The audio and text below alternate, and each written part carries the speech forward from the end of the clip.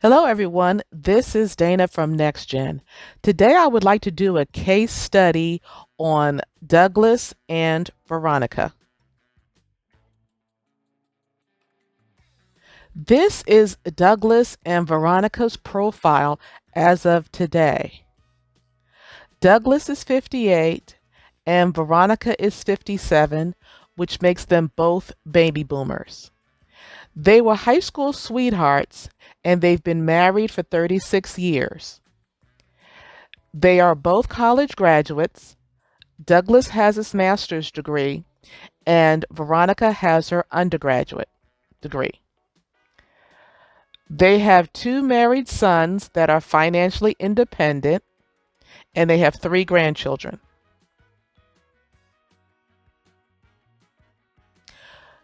Douglas and Veronica's goals were to retire before the age of 60, or at least by the age of 60. And what they meant by retire was they wanted to no longer be W-2 employees. They wanted to have passive income. They wanted no debt when they go into retirement. They wanted to make sure that they were healthy going into retirement. And finally, that they had generational wealth that can be passed on to their grandchildren and future generations. They knew that they had to accomplish these goals by coming up with a 10-year retirement plan. So they started their evaluation in 2013.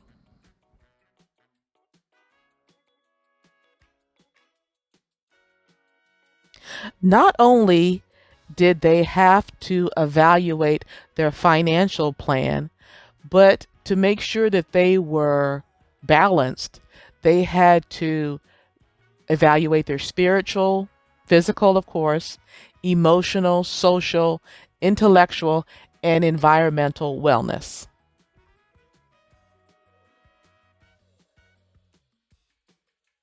Although the sons were in separate households, the family attended worship service together. They participated in community activities with their respective communities.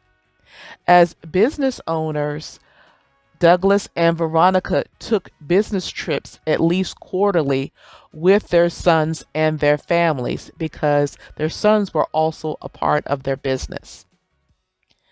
Douglas and Veronica exercised regularly, and they did take their physical exams, and whatever the physicians had recommended, they made sure that they were on top of their medical regimen, and they were always looking for ways to improve.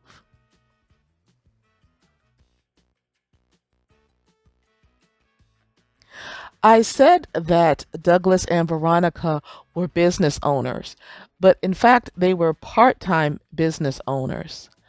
Douglas was a full time W-2 mechanical engineer, and in 2013, he was making $150,000, and it has grown to $200,000 with benefits.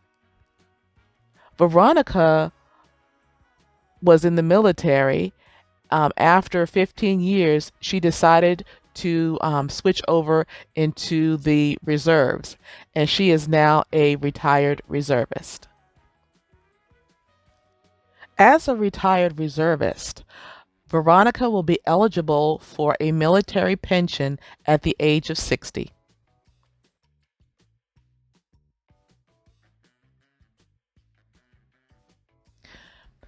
Okay, now we're going to compare 2013 to 2020. In 2013, Douglas was a W-2 mechanical engineer, as I said before. Veronica had retired in 2005. So their active income was the W-2 that Douglas had from his job. Now, they did have multiple 1099s. in multiple passive income from their business, from their certificates of deposits. What Douglas and Veronica decided to do was that they were going to live off of a fraction of Douglas's W-2 income, which means that all of the 1099s and the passive income will be retained. So they were able to have an emergency fund that was representative of 5 years of their income. They had control spending because they actually budgeted for their money in 1998 after they purchased their house. And in 2013, they had a mortgage and they had 200,000, a little over $200,000 left on their mortgage, and they had no consumer debt.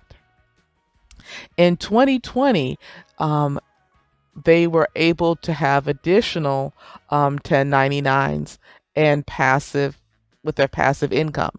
Their emergency fund had grown to 10 years and they have no debt, including their mortgage.